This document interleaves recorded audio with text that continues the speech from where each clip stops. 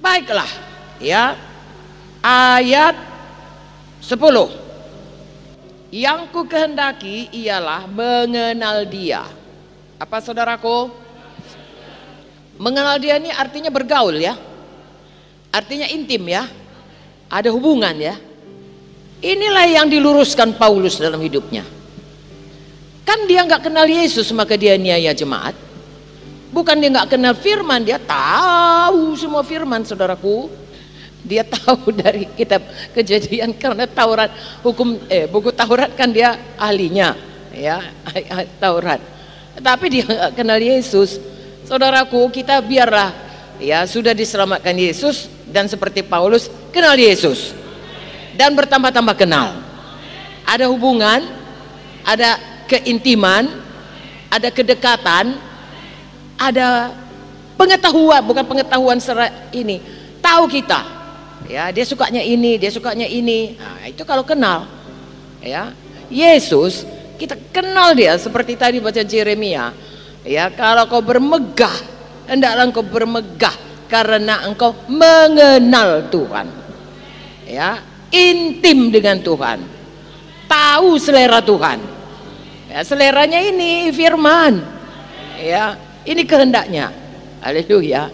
Makanya kalau dikatakan intim dengan Tuhan, nggak suka baca firman ya nggak betul saudaraku. Ya, nggak suka berdoa ya nggak betul. Ya, saya kenal kali sama katakanlah Pak Eri. Tapi asal jumpa pun ngomong pun nggak mau. Ya nggak betul saudaraku. Kalau kenal itu rindu ketemu. Rindu lebih dalam lagi, lebih dekat lagi. Nah, itulah dia. Bahasa sehari-harinya ya. Yang ku kehendaki ialah mengenal Dia. Ya, mengenal Yesus dan kuasa kebangkitannya. Nah, ini kalau baptisan kan kita selalu katakan ya kan, kuasa kebangkitannya yang telah dibangkitkan oleh kemuliaan Bapa, kan begitu. Kemudian kita berkata kita pun ikut dibangkitkan ya, Efesus 1 ayat 19, supaya kita kenal kuasa kebangkitannya.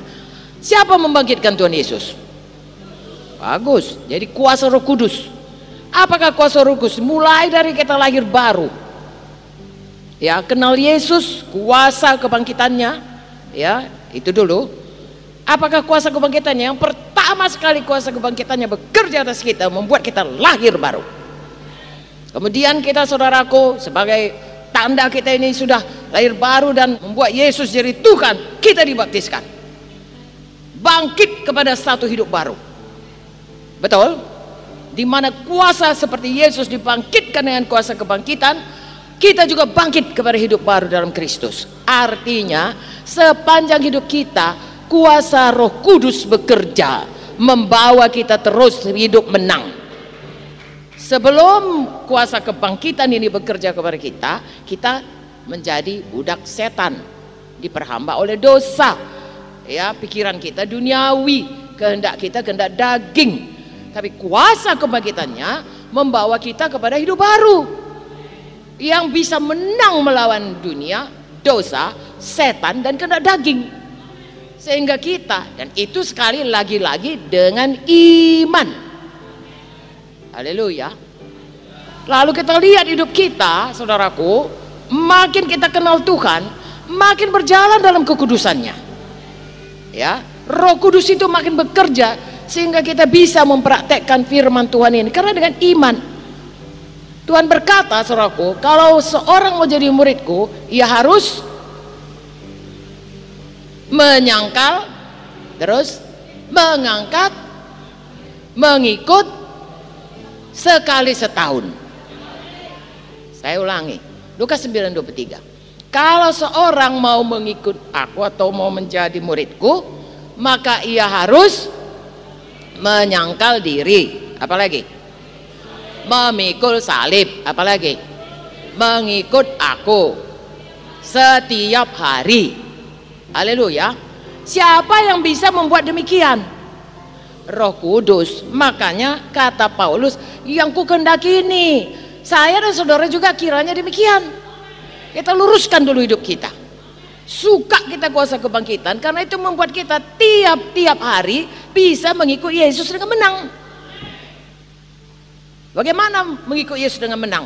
Ada menyangkal diri, kehendak daging kita memalas.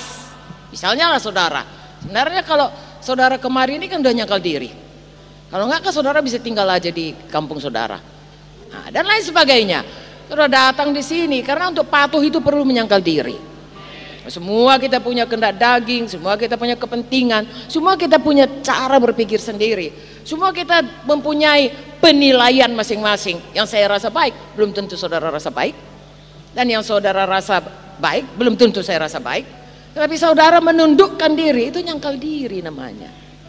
Ya, mengangkat salib, ya nanti kita lihat lagi. Mengangkat salib itu seperti Tuhan Yesus, ya seharusnya kan dia nggak patutnya dia mengangkat salib kan, bukan bagiannya itu, bagian kitanya itu. Tapi ditanggungkannya demi supaya kehendak Bapa jadi. Kita pun begitu. Nah, mengikut Yesus. Ya, mengikut Yesus itu saudaraku ada yang bisa diikut di dunia ini saudaraku. 1, Tuhan Yesus. 2, setan. Ya, 3, diri kita atau orang lain.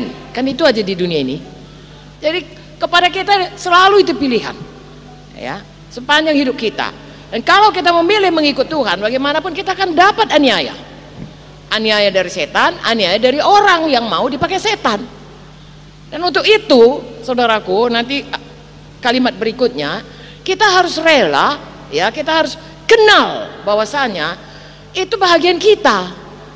Kalau kita kenal Yesus, kita kenal itu bagian kita dan kita tidak kompromi dan tidak menyerah dan kita menang.